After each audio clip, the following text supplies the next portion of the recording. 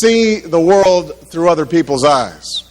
Now, empathy is a quality of character that can change the world. Thank you so much, Dan, for being willing to talk to me about empathy. You're a professor emeritus at the University of Kansas. That's right, yeah. You've been studying empathy for quite a long time, so that's why I wanted to talk to you. And when I look at, the literature on empathy, I mean, everybody's using, everybody has footnotes to your work. So I'm really pleased to have a chance to, talk to you about your work and about empathy. So what I'm doing through the Center of Building a Culture of Empathy is working to promote the value of empathy within society. And so I was just wanting to talk to you, a bit about, how does your work,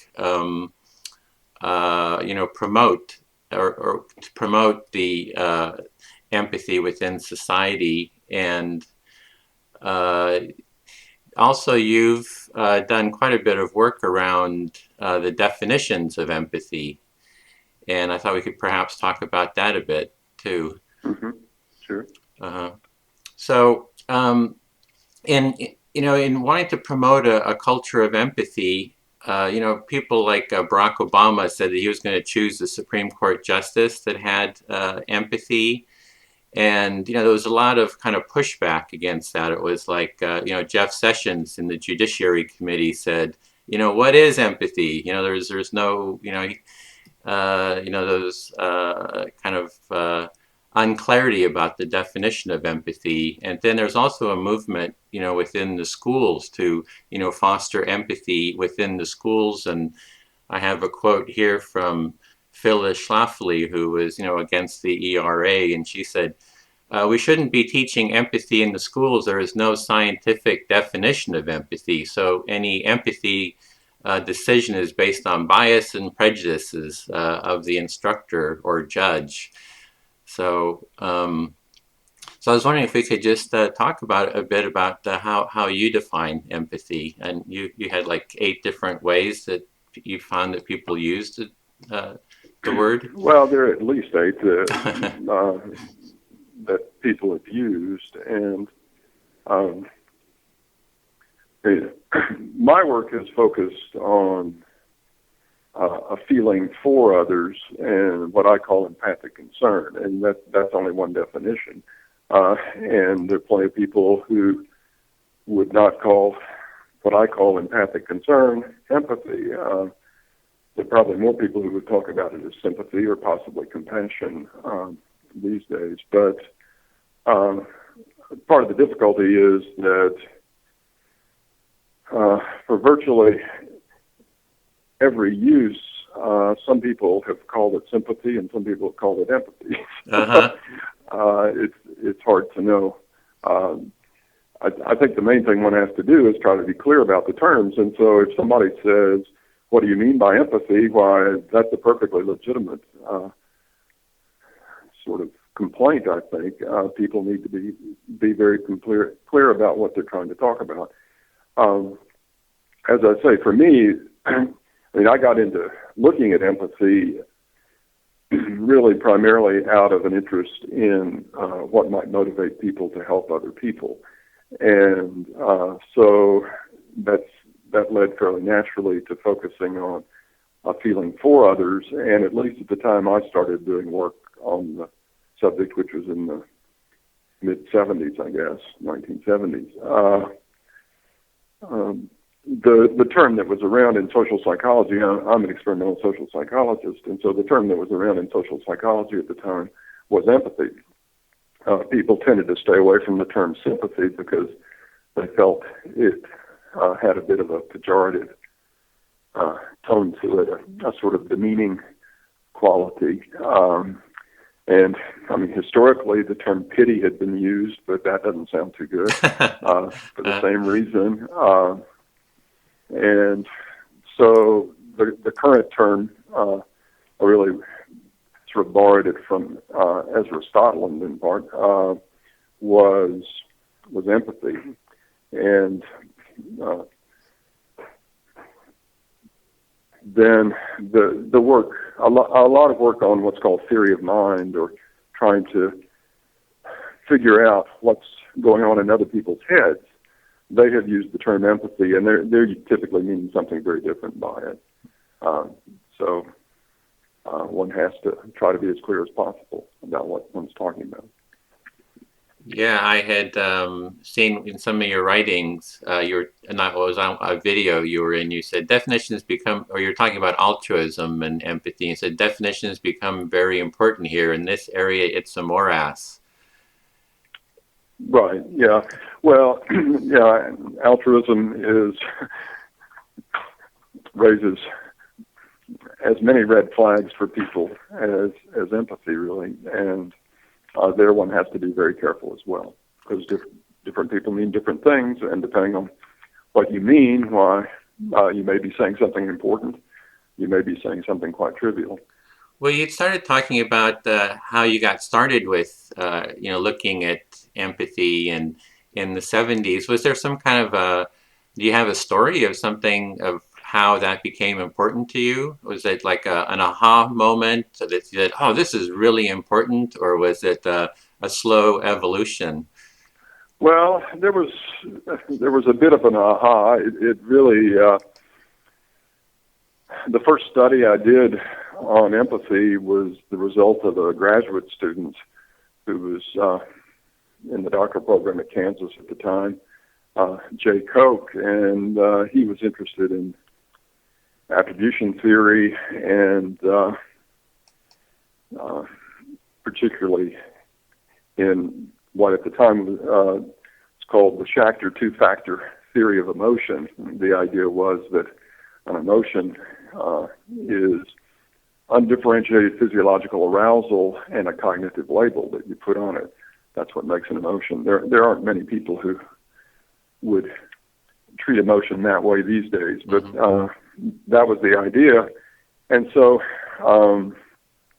he wanted to do a study on empathy as an emotion, and where we would basically manipulate these two factors, the arousal component and the label.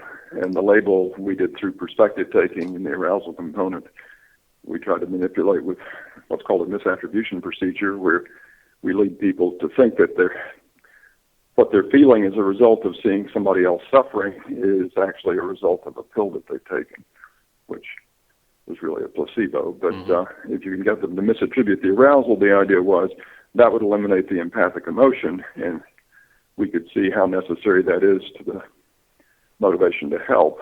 And so we did a couple of studies, and in order to present people with someone in need toward whom they could feel empathic concern and whom they would have a chance to help, we had to have somebody in need, and so we created a character, a student who supposedly her parents were killed in a car crash, and she was now trying to take care of her younger brother and sister and finish school, and if she didn't manage to finish, she would not be able to get a good job and would have to put her younger brother and sister up for adoption. And so it was a fairly gripping story, and what we found, or what seemed to be happening, was the participants in the study actually seemed to care about Katie, as she was. And that didn't really fit with my expectations. I had always assumed that the motivation for helping others was some form of self-interest. I never would have considered that altruism, that as a motive with the goal of increasing another's welfare, actually existed. And yet it seemed like these people were actually concerned about her and cared. And so that got us interested in pursuing that, and particularly pursuing empathy as a possible source of an altruistic motive. I'd seen that you'd also studied theology. Was that somehow, did that somehow overlap? Only, I did study theology. I had a couple of degrees from Princeton Seminary. The overlap is only a bit indirect. When I first started work in social psychology, first study I did was with John Darley, who was my advisor, and we basically tried to create a situation which was sort of a recreation of the parable of the Good Samaritan. And as participants in the study, we used seminary students, and we were interested in, among other things, looking at the effect of the way a person is religious, that is, different dimensions of religious orientation, and how that might affect the likelihood of helping. So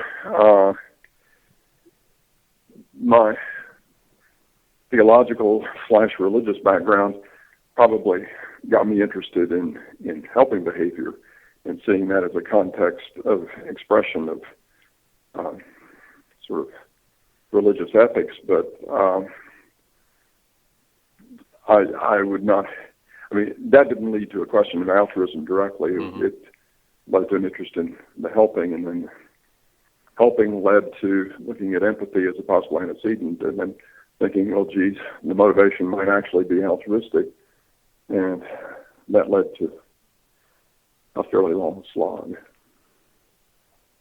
And are you still working in this field, or on your? Well, yeah. I mean, my major interest has been in the motivation for helping over 35 years or so, and so. Yeah, I published a book last year on altruism in humans, and sort of the central conceptual theoretical part of that is what I call the empathy-altruism hypothesis, which is that empathic concern produces altruistic motivation. Hmm.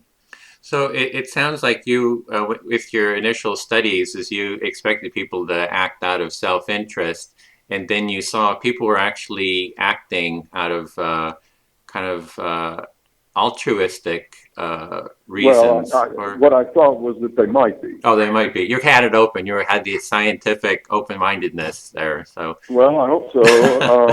I mean, I started with the assumption that it would be self-interested, but when you see stuff that doesn't quite fit, that's usually a good idea to, if you can, prick up your ears. And then to kind of get into the altruism, you have to kind of go through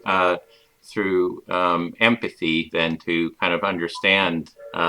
Well, no, empathy is just one possible source. There may be other sources of altruistic motivation. I have focused on that because, in part, because the study I described with Jay Koch, that was what seemed to be driving it, was the emotional reaction. But then you get into, I mean, when you start dealing with altruism, you get into the issue of, well, but it may look like they clearly are helping the other person, but maybe they're doing it for self-interested reasons. And so you have to start trying to tease those things apart, and that gets fairly complicated. Yeah. But fun. Sometimes when I look at this, it starts making my head spin. So, not being academic and not really kind of approaching it from that point of view. But could we go through those 8 steps? I mean, you've written about it, and well, they're not steps. Oh yeah, I'm sorry. Yeah, so conceptions. Yeah, sure. So number 1 was knowing another person's internal state, including thoughts and feelings. Mm-hmm. And how do you see that? Well, I mean, that's sort of the classic theory of mind concern, is how do we know another's internal states? But and some people have called that knowledge empathy. That's not how I would use the term, but that's how people have done it. And Bill Ickes has done a lot of work on what he calls empathic accuracy. That is, how accurate are we when we're trying to infer what another person is thinking or feeling. Clinicians, that's often what they mean by empathy, is having that accurate understanding, because, of course, their concern is to sort of know what the problem is in order to be able to try to address it effectively. So this is really kind of like an understanding of what's going on, what the other person is feeling, and thinking. Sure. And I saw you mention you said that Eislinger calls it cognitive empathy, or yeah. I mean, again, people use a lot of terms here. Yeah. And so the chapter you're working from is actually very much the simplified version of this. I took out all the historical uses because, there have been terms. I mean, obviously people have had some awareness of these issues in these states for a long time.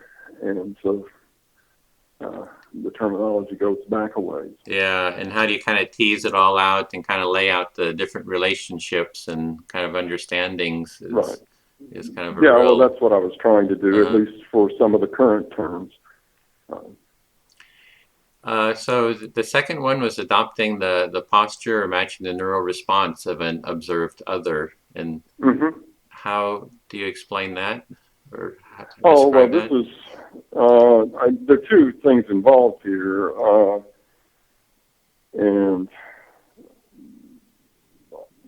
they could have been separated, but they're basically functioning in similar ways. Adopting the posture is, like if you're watching a tightrope walker or something, there's a tendency to find yourself moving your body seemingly in relation to what they're doing, and people have often interpreted that as that you are mirroring them or imitating them directly. It's actually hard to know what's going on in that situation, because it may be that what you're doing is trying to correct what they're doing. So we're moving our body sort of to deal with their situation. We're imagining ourselves in that situation, perhaps. I mean, another example that's interesting, because it doesn't involve another person, is putting in golf, where you hit a putt and you're trying to move the ball then, by leaning one way or the other, trying to get it to go where you want it to go. We wouldn't normally think of that as adopting the posture of the ball, but there may be something in the same, it may be a similar process to that we do watching a tightrope walker. The other component of this is the neural response, because there has been recent work. This is particularly, it's been made popular with the idea of mirror neurons and all, that watching someone else perform an act activates the same neural circuits in the perceiver's brain that it does in the actor's brain. And this has been described by some people as a fairly automatic process that occurs and has been seen as kind of a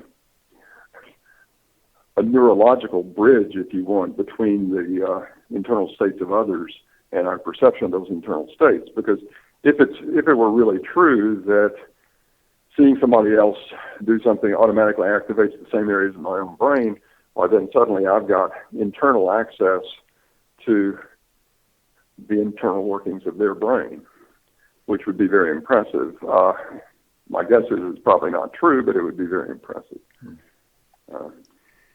So that has been a very popular notion. It's led to, and in neuroimaging work now, there's a lot of well, people have frequently talked about what they call shared neural representations. That is, for example, when you see somebody else receive an electric shock, some of the same areas in your brain, that are activated in their brain when they receive the shock will be activated in your brain as you perceive them to be receiving the shock. And so people have said, oh, well, see, that's this shared neural representation, that things are the same. It turns out, well, I'm not a neurophysiologist, but at least my reading of the more recent work is that people are beginning to find that there are some differentiations in there, and things are not exactly the same. And, of course, it's also hard to know what activation of a given area of the brain, it may contribute to multiple circuits. And so to have the same area active may not mean the same thing in the two situations. So. Well, I have a personal experience that's a little like that, it's not quite, but it mirrors it, is that I do a kind of a freestyle dance every week. And once, I mean, sometimes in the dance, I'll actually mirror what the other person is doing, and through this mirroring process, so there might be this, what you're talking about is a little bit of a I guess, not like such a conscious, it's just this automatic happening through mirror neurons or whatever is causing it. It's possible. Yeah. It's also possible that you may not be sort of actively attending to it, but there may be more higher level activity mediating the process. Because clearly you don't do it all the time. And right? Yeah, so in this dance, I'm kind of like consciously, I would say, well, I really want to mirror what it is that you're doing. Yeah. And I consciously mirror the other person. And sometimes they'll even notice that I'm mirroring them, right. And that I'm not kind of, accurately mirroring them because they're moving too fast, and they'll kind of like slow down so I can kind of get into synchronicity with them. Right. And then suddenly it's as if we kind of click in together, that it feels like we're almost like connected into like a third being, where we have like kind of this joint consciousness, and we're moving really fast, and it's very energetic, and I almost know where they're going to go, and they know where I'm going. And like I'll offer a creative, a creative move, which is kind of like an energetic move, and then they'll kind of take it and play with it, and so it seems very much along this line. But this is kind of engaging in that in a little bit more conscious way. Well, right, and I mean that becomes a big, I think, a potentially important distinction, because. If it's a relatively automatic process, that's one thing. If this is, in your case, literally a dance, we do the same thing with gestures in conversation. Yeah. We will mirror postures and all of that. But, the fact that we do it differently under different circumstances suggests that there's more going on, that it's not just an automatic process. So, for example, if a conversation's going well, you will get a lot of mirroring back and forth of the speakers. If it's an uncomfortable situation, you'll see relatively little. And so,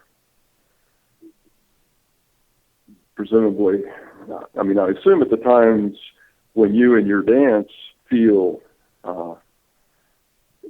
this sort of synchronicity,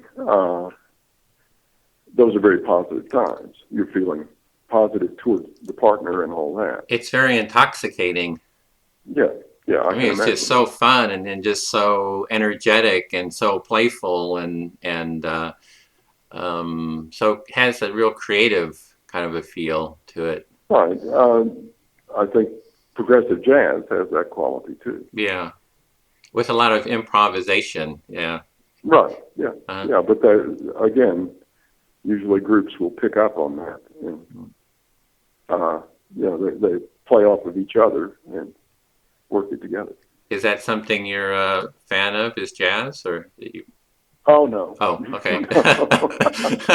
When you brought it up, I thought it might be something you're just into. Or, yeah. No, okay. I'm just trying to think of cases where that sort of thing happens. Okay, well then there was the third one was coming to feel as another person feels. Feels. Yeah, that's probably the most common use in psychology today for the term empathy, is to feel as another person feels. Again, that's not the way I use the term, but that is a common use. The irony is that if you go back historically, philosophers like David Hume and Adam Smith would have used the term sympathy for that. And today, people would say, "Oh no, that's empathy, and sympathy is feeling for the other."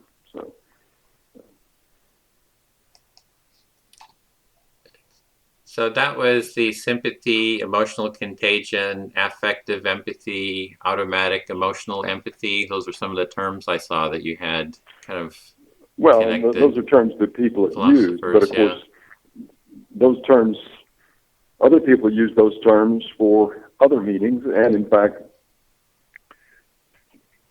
some people use empathy to mean, at least as near as I can tell, they're using it to mean several of these things, even though these states are different states.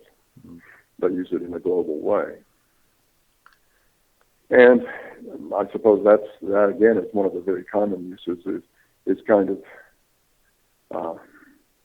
some sort of vicarious feeling is empathy. And then when people say, "What the hell are you talking about?" I think they have good right. So that's kind of like a very generalized kind of a definition then, it sounds like. So it's not very precise. Feeling as feeling as is actually potentially quite precise, because if I feel as somebody else does, and I feel that as a result of their feeling it, this shared feeling,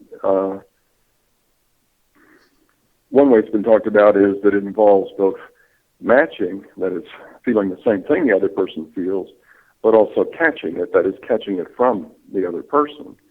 And in virtually no study that I know of do we have good evidence that both of those things occur, even though people assume it. Would this be the catching, like catching someone's yawn or catching a laugh or something like that? Is that right? I mean, that's motor mimicry is certainly one component. That's back to the adopting the posture, but that is the kind of catching. I mean, people talk about emotional contagion in this context.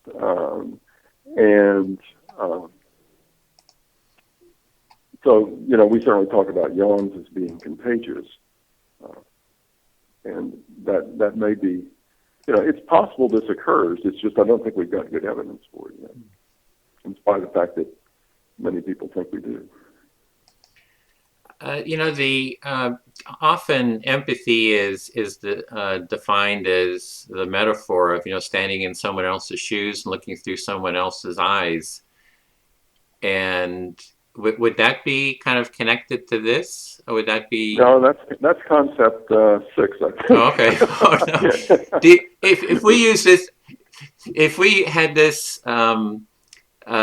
Coming to feel as another person feels, is there any kind of a metaphor for that? Like, what would the metaphor be for that? If you know what I mean, can we have individual metaphors for each of these? I mean, Bill Clinton famously said, "I feel your pain." Is that really true? That is, I may feel for your pain. That's quite different from feeling your pain. Uh-huh. But it's also possible. I mean, maybe,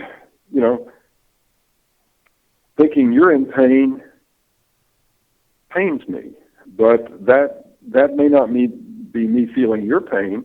That may be just that seeing somebody suffer is uncomfortable, just like, seeing garbage is uncomfortable. Yeah, it's like you kind of perceive the other's pain as kind of as a differentiation from your pain, and then the other would be that you see that person and then you feel kind of a secondary or your own pain, your own. Well, the question is, do you feel the same thing they feel? And that's the assumption here. And usually we don't. I mean, typically people who talk about empathy in this way say, well, it doesn't have to be exactly the same. It just needs to be similar. Well, but they never get very specific about how similar is similar. And, So how accurate is Bill Clinton in feeling our pain? Kind of is the of course is the kind of the question there. And I mean, let's imagine that my pain is caused by not being able to support my family, and does Clinton feel exactly that pain?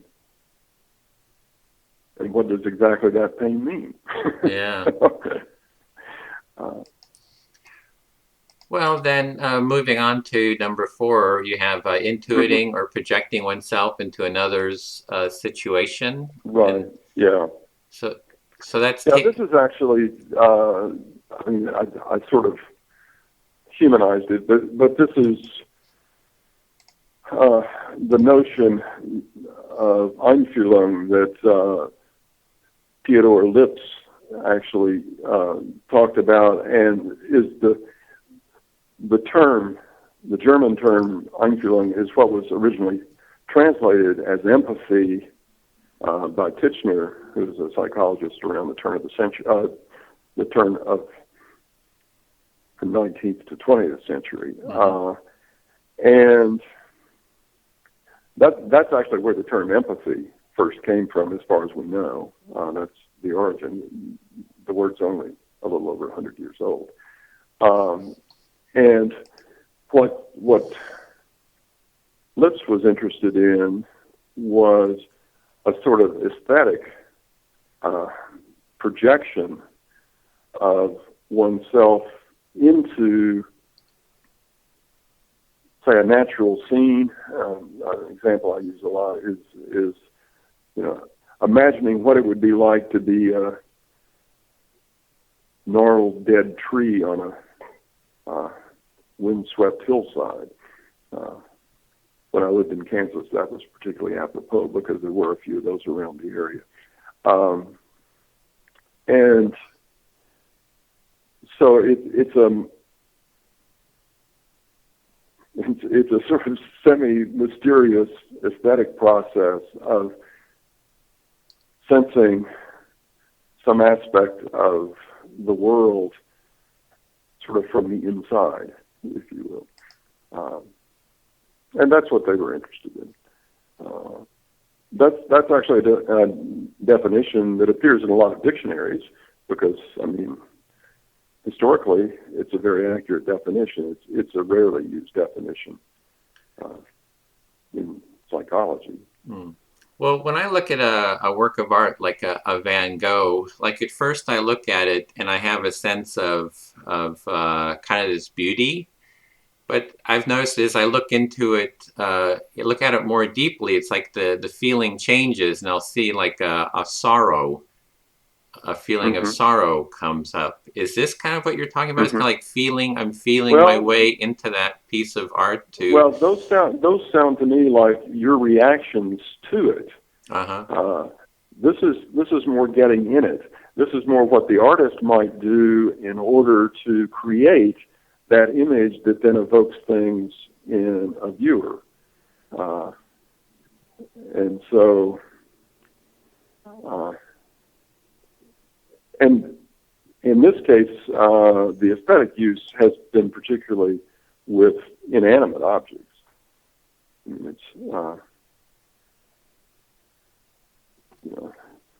sort of feeling what it would be like to be a chair. Yeah.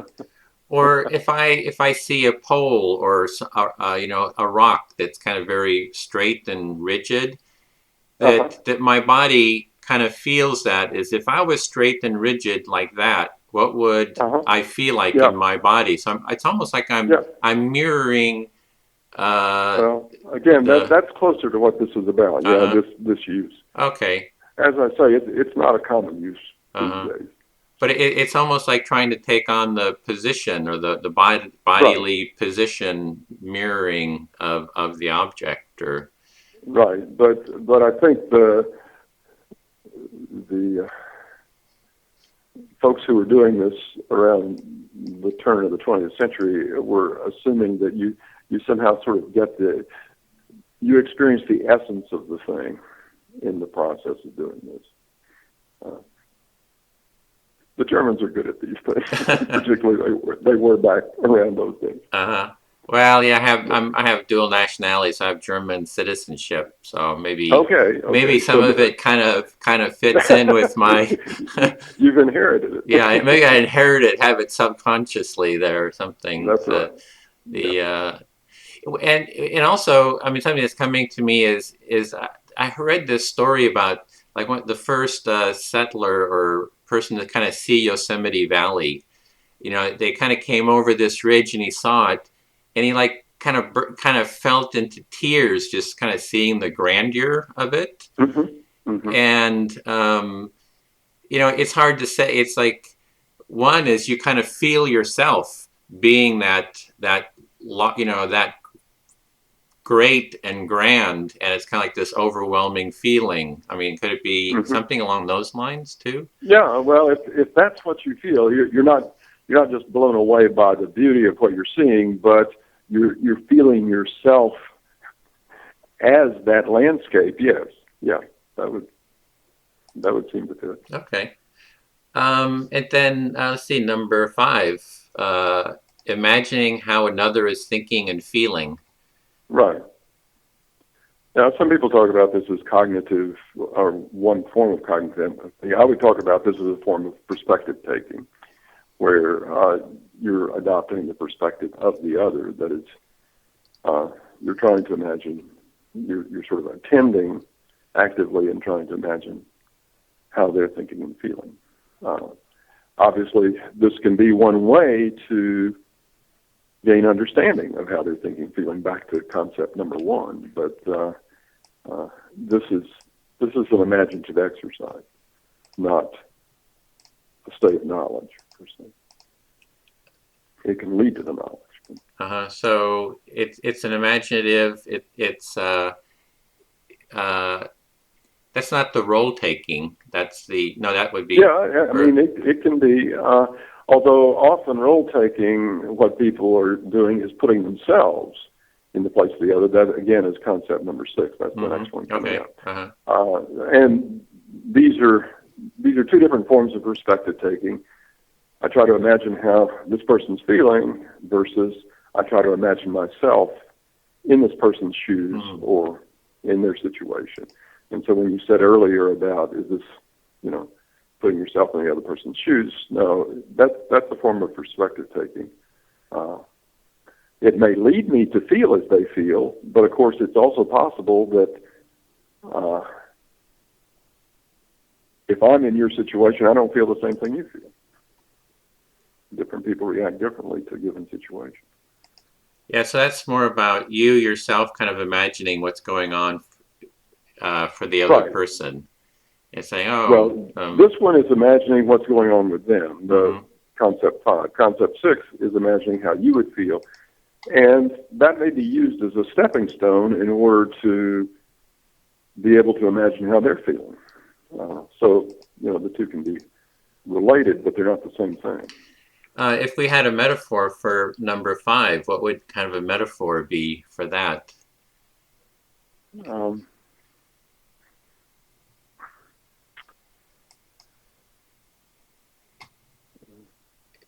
it's not putting yourself in the other's shoes. No, it's not. It's kind of staying in your own shoes, kind of. Oh, well, yeah. Right.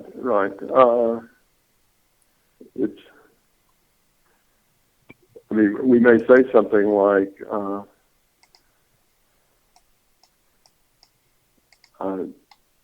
I can see how you're feeling, or something like that.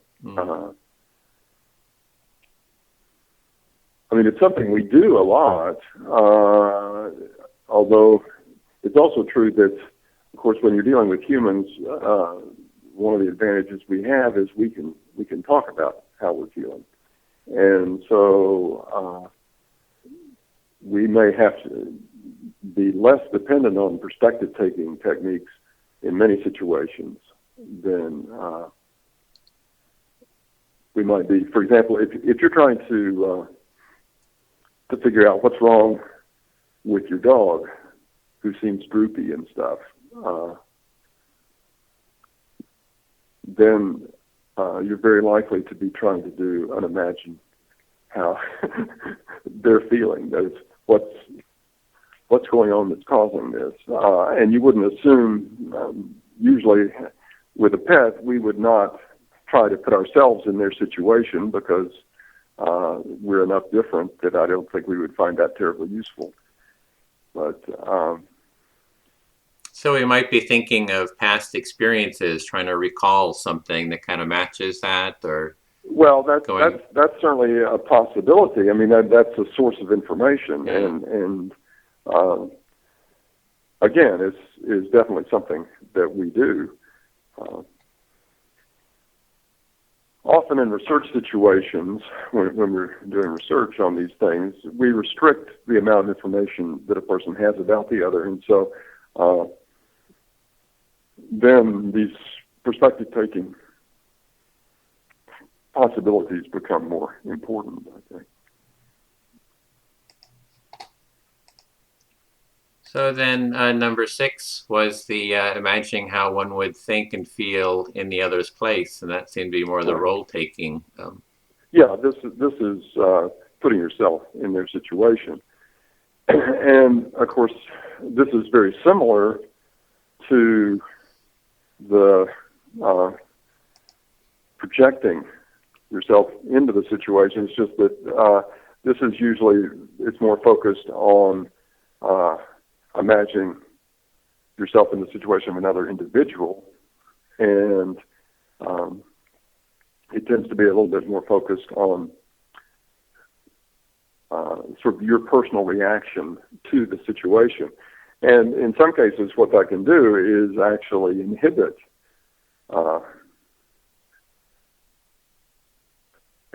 sort of other-oriented empathic response, the kind of thing I'm interested in, because what can happen is that you get caught up in your reaction to the situation. You basically substitute yourself for the other person, and they drop out of the equation. So it doesn't necessarily become an avenue to greater understanding and appreciation of their circumstance. Would this be what acting is about? It's like, you take on the role of Hitler or something, or... Well, I mean, acting, it can actually be either of the two forms of perspective taking, I think, because, I may say, I mean, most of us probably, if we were going to take on the role of Hitler, would not be saying, how would I feel in Hitler's shoes? Because we would like to think we wouldn't feel like Hitler seemed to feel. Instead, there we're trying to imagine how Hitler, being Hitler, felt in this situation, and to try to represent that. And so there the actor is conforming to, well, his presentation to Hitler's psyche, if you want. Well, something that this reminds me of is I've done some conflict resolution work where, there's disputants and they're, angry with each other, and for the training, we actually are given a situation of being a disputant, and then we act out a conflict, and then we have someone else who's doing the mediation. And what always struck me is that you just give anyone this description saying, there's a tree hanging over your backyard, and you're female and you have a little child, and you're scared that that tree branch is going to break, and then the owner of the tree doesn't want to cut it off because they don't have the money and something, and then act out this conflict. And it always strikes me is people can so easily kind of step in that role and kind of take on those roles. And I'm wondering, is this a bit what that is give someone... Well, this can be putting yourself in the shoes. Of course, with a hypothetical situation like that, the issue doesn't come up about, but did you accurately represent how she would have reacted? Because you have no idea. Yeah. There's no she to compare to. But that's, obviously, if we go back to the very first concept and understanding the internal states, maybe in getting in there and going after it, as you would as a disputant, you've gone in a totally different direction from how she would have done it. Yeah. And so it may be misleading as far as understanding her internal state. And I'd asked you previously about Barack Obama and the way he uses empathy, and I believe you said this was the way you felt he does it, basically. I was simply reacting. You were nice enough to send a lot of video clips, and it seemed to me that at least in those clips, he seemed to be thinking about being able to put yourself in the place of the other. And so that would be this, imagine yourself in the other situation. And there's some evidence that can be effective in trying to reduce stereotyping and prejudice, which may be what he was mainly concerned about. Again, I don't know, but that may well be. I think you said something about that this can lead to compassion. Well, it can. It can be a stepping stone to. I mean, if we're talking about a situation where there's somebody who is in dire straits, somebody without a job, and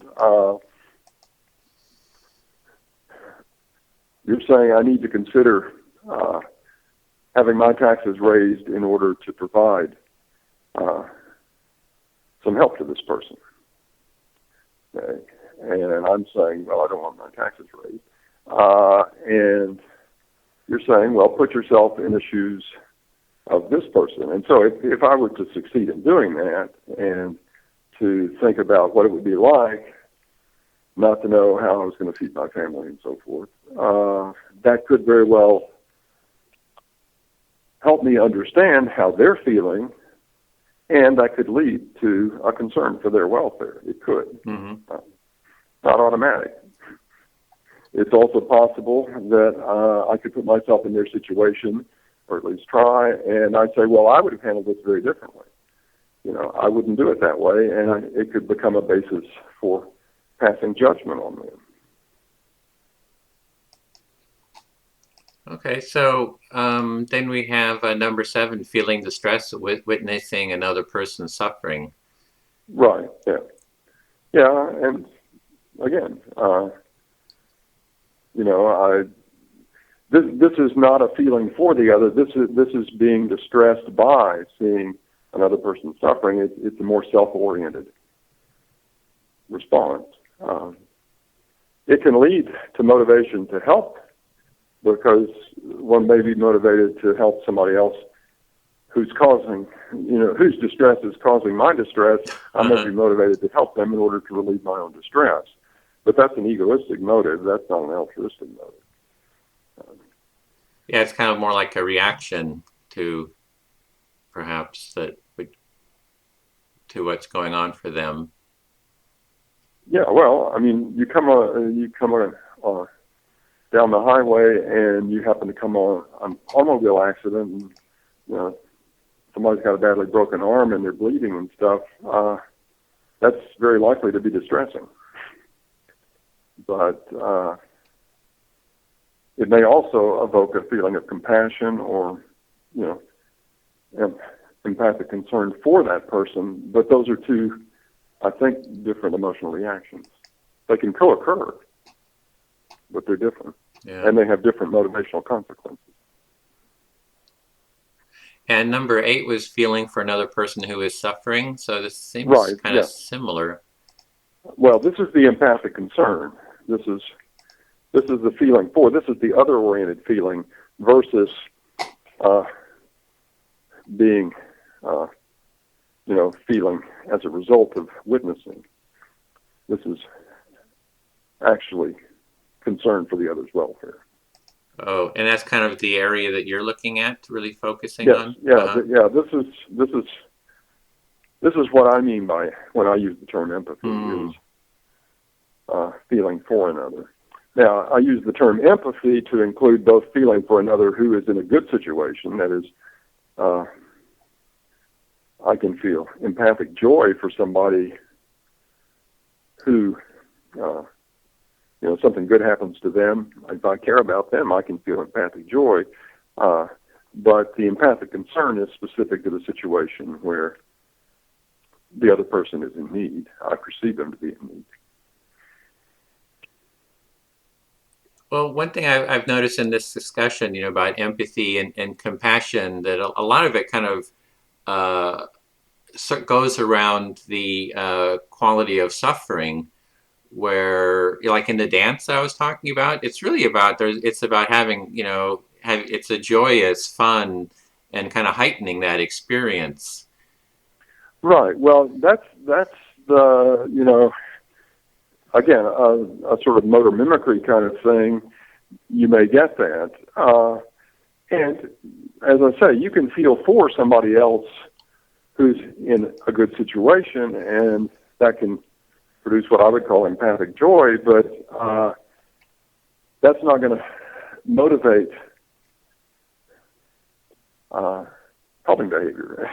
Mm-hmm. And to the degree that one is concerned, I mean, something like compassion, we normally wouldn't talk about feeling compassion for somebody who was not in need. Yeah. So some of the terms, sympathy, again, you wouldn't talk about feeling sympathy normally, or many people wouldn't talk about feeling sympathy for somebody who just had something very good happen to them. Now, David Hume and Adam Smith would have talked about sympathy in that context. But again, that's just trying to keep track of who's using what terms in what way. Yeah. Well, my mother always used to say, sorrows shared or sorrows halved, joys shared or joys doubled. Mm-hmm. So. Mm-hmm. How does that kind of fit in? I mean, that's kind of like that, you know what I mean? It's like yeah. Well, see. I mean, the sorrows shared, sorrows have, joys shared. It sounds like, oh, well, you're feeling the same thing the other person's feeling, and I actually think that's wrong in that situation. I think what's happening is if you feel for someone who is suffering, presumably that's going to evoke concern on your part and may lighten their suffering. If you're feeling joy for, and this is the feeling for, this is this final 8th concept. If you're feeling joy for someone who is feeling joy, then we've got two joyful people. And so we've doubled the joy. Uh-huh. But it's not that you're feeling their joy, you're feeling joy at their joy. Is this a little bit like the Buddhist, having positive kind of regard, or I don't know if that's not the right word, but it's like if Right. somebody's in pain, or they do these meditations like thinking may all people not have suffering or something like that. I'm not a meditator, Yeah. but what I mean. It's like having this positive feeling towards them, others. Well, yeah, I think that I'm neither a Buddhist nor a meditator, but I think that they would talk about taking on the suffering to some degree. Breathing in sorrow, pain, breathing out joy and love. Now,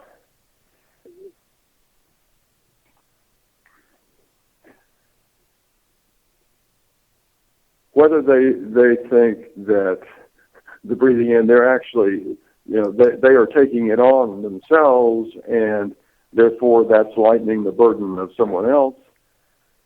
I don't know. You'd have to talk to a Buddhist about that. Okay, I'll definitely do that.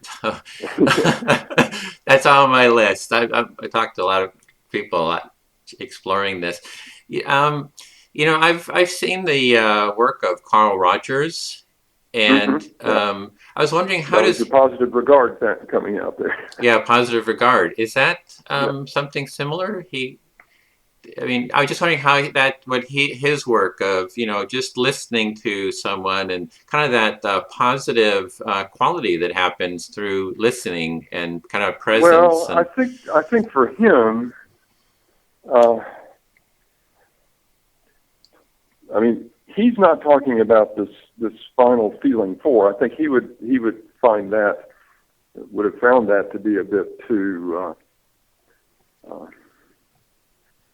well, perhaps paternalistic. What he wants to do is provide a supportive environment, an accepting sort of regard for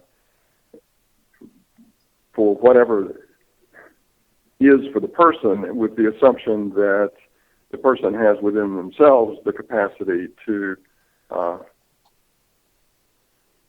deal with their problems. So they're going to be the source of their own relief. And that's a bit of a different process, I think. I do think one of the features of this feeling for, and things like sympathy and probably compassion also, depending on how the term is used, I think they may have their basis sort of within our evolutionary history, their basis in parental nurturance and parental care. And so there may be an element of, well, I don't know whether you want to call it paternalism. It certainly can be maternalism as well, but parentalism about this that I think Rogers would have resisted. He would have wanted to create an environment where the person was able to deal with their own problems. yeah, it's somehow that just for him it would be just bringing your presence to someone that that presence allows them to solve their own problems and develop. Right. And I mean, for me, it seems that presence there's something about that presence that having that connection that it, as I understand it, releases oxytocin. That as we kind of have that kind of deeper connection, that kind of we calm down and our bodies have oxytocin, which has like a a nurturing or calming effect in reducing stress and maybe creates more space for problem solving. And Well, it's possible. I mean, oxytocin is certainly related to nurturant activity, and I mean, there are also is evidence that it may occur, like in massage and some other contexts.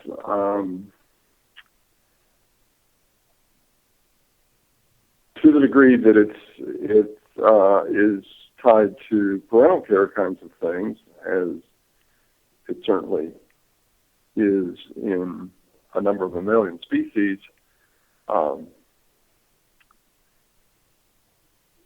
then it may have this more protective and thinking of the other in a more dependent role than Rogers might have been inclined to think about. But I don't think we know yet about that. There is some little bit of evidence at this point that this feeling for is associated with oxytocin release. And the feeling for, I think, is not what Rogers would have been after. Okay. Well, there's an experience I've had in this dance. It's kind of like a place where I do a lot of kind of emotional exploration, and I noticed within myself a sense of like anxiety. So I became very conscious of it. And in the dancing, I said, well, I'm going to really try to get as close as possible to that anxiety and fear that I felt within myself, and really kind of expand kind of my awareness and consciousness of it. And I noticed that as I did that in the movements, that it would tend to dissipate. And then within, 3 to 5 or 10 seconds, a new kind of fear and anxiety would kind of appear. And I would kind of go towards that and kind of be present. So it was like trying to bring kind of full presence to that. And it's like I did this for like an hour and had all kinds of, really interesting dances with others and kind of seeing their anxiety or fears, and then kind of taking my presence and going, as present as I could towards the fear or anxieties. And it just kept kind of melting and melting and melting. And afterwards, I had this just extremely calm and, grounded kind of feeling. And I kind of wonder how that relates to empathy, because for me, it was kind of bringing empathy, for me, is kind of bringing that presence to others and not, kind of hiding or pulling back or something like that. So I'm not sure if I'm making sense there, but well, I'm not sure if I'm understanding, but I mean, part of what it sounds like you're talking about is sharing and trusting, and I wouldn't equate those with empathy, but obviously those are extremely important and potentially valuable things. Okay, so what you have, I guess we can just go into this a little bit, is the empathy altruism hypothesis, and could you just kind of share how that relates to these definitions? Well, again, that hypothesis, at least as I've stated, is the idea that empathic concern, this feeling for the other, the eighth concept we talked about, produces an altruistic motive. That is, a motive with the ultimate goal of increasing the welfare of the person for whom the empathy is felt. So that's the hypothesis, and the sticky bit is whether it's true or not. That is,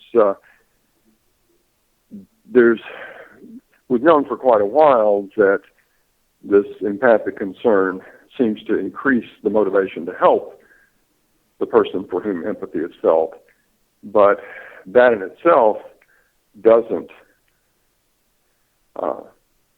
tell us the nature of the motive, whether the motive is altruistic, that is, the ultimate goal is to increase the other's welfare, or whether the motive might not be egoistic in some way, with the ultimate goal of benefiting oneself. So, for example, if I feel empathic concern for somebody who's suffering, that may be, a somewhat unpleasant feeling. I may be motivated to reduce my own empathic concern, and one way to do that, of course, is to help the other person, because if it's their need that is producing my empathic concern, then if I help them, I'm free and clear. Mm-hmm. But that's an egoistic motive, and so one has to. I'm a basic researcher, and so for me, the interesting task is to try to determine which of those motives, if either, is operating. Well, in the Center for Building a Culture of Empathy, I'm kind of looking at how to promote empathy within society. And why do you want to do that? Yeah, it's like, why do I want to do that? It's a good. Before I was on this call, I was thinking, I bet you he'll ask about that. So, yeah, it's. I think it's kind of like in the, as I was saying, when I think of it in the dance. I just feel I feel that as I connect with more people more deeply, that it's kind of like I feel better. I feel more connected. I feel more fulfilled. I feel more whole.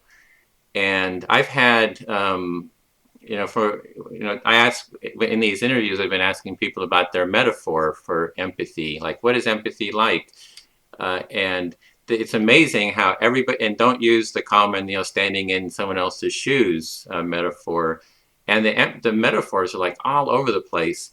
But mine is empathy is like a cornucopia, that it's through empathy. I mean, each of us has, feelings, thoughts, just as we have this cornucopia. And if we're by ourselves, it's kind of like a desert, that where it's just this, it's this dry, hot desert, and there's just, your lips are chapped, and it's like you're in pain, and you're alone, and it's just a monotone. And it's through empathy, through connecting with others, that we kind of create this cornucopia of shared feelings and kind of this richness and of experience. So it's that cornucopia that I'm wanting, and I just see this, that the society that we have now has a lot of this desert, loneliness and pain and suffering, and that could be, with empathy, that it could be a very rich experience in life for everyone. Yeah, I don't know that you would need to call that empathy. I mean, one could be interested in trying to promote that shared experience without invoking the term empathy.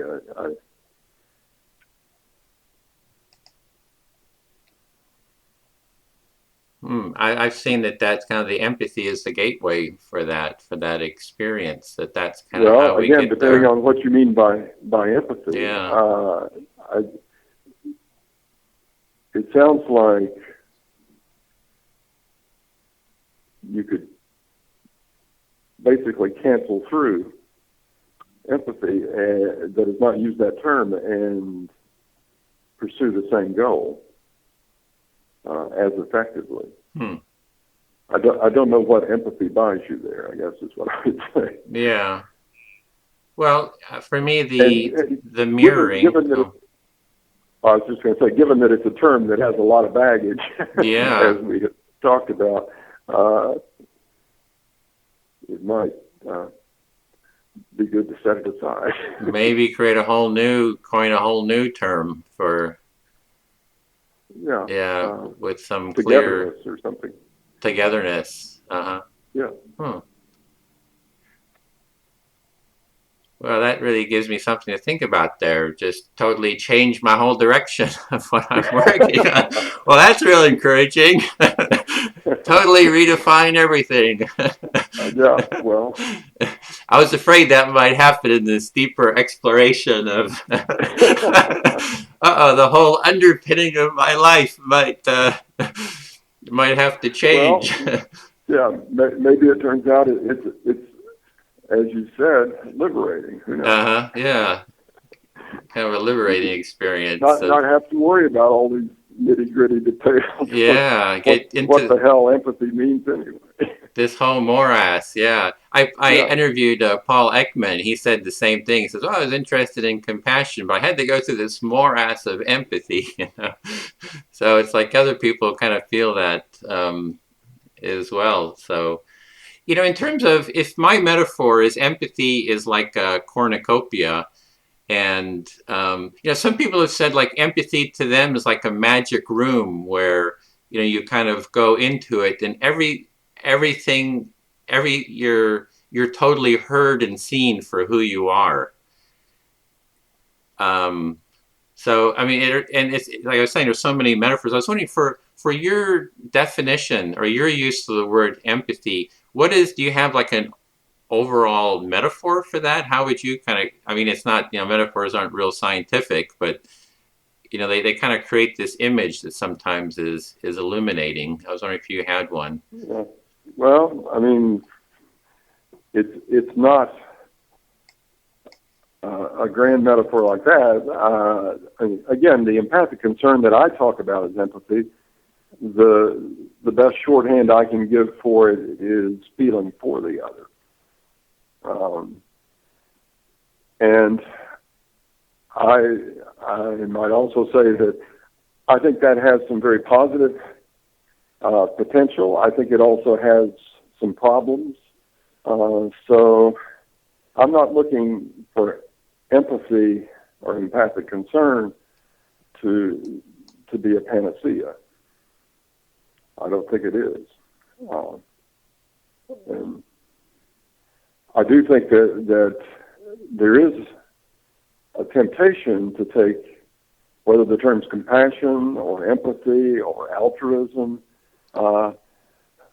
these are all terms that have positive halos around them. And I think that there's a temptation to try to find, sort of, to coin a term that's for the good place. Mm-hmm. Maybe heaven is the term we need. Kind of goodness, heaven. Well, how has this work kind of affected you? Like in my interaction with you, like you have a very warm, caring kind of a disposition. It's just my own kind of take on, you know, my own sense of. I think this may be projective. Maybe, but just in the way your emails have been, you know, your tone of voice, I feel kind of calm and relaxed, you know, kind of talking, you know, generally talking to you. So I'm wondering if your exploration of this, if you feel this exploration of empathy and altruism, if it's kind of affected your, you know, your being in the world. Oh, probably some. I mean, age has affected it too. You do this for 35 years, you get a lot older. Yeah. But no, I mean, you know, to have moved from assuming that all of our motivation is ultimately self-interested. I mean, that didn't lead me to think people were despicable. It's just that's the way people are. But to move from that to say, no, we have this capacity also to actually care about the welfare of at least some others to some degree under some circumstances. That changes my outlook on people, myself included. So. And what has that outlook done? I mean, in terms of an experiential? Sorry? Yeah, experientially, how does that, you know, has it made you feel, like you said, it's changed your outlook? Do you feel it's made you warmer, more caring, well, more I don't kind? know about that. Other people would have to answer that. Okay. Uh-huh. Who knows? Maybe I was really nice before.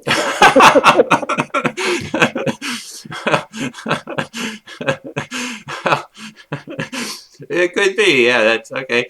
Well, this has been really delightful. I really appreciate it. So grateful for you to take, so much time to, dialogue with me about this and Sure. share your thoughts and, all that research and experience. And, I'm really grateful for that. And Yeah, well, I wish answers could have been simpler. yeah, Unfortunately.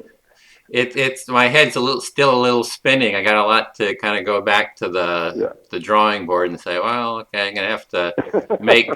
Okay. You have to think about togetherness. Think about togetherness. Yeah, caring, goodness. Togetherness. Okay.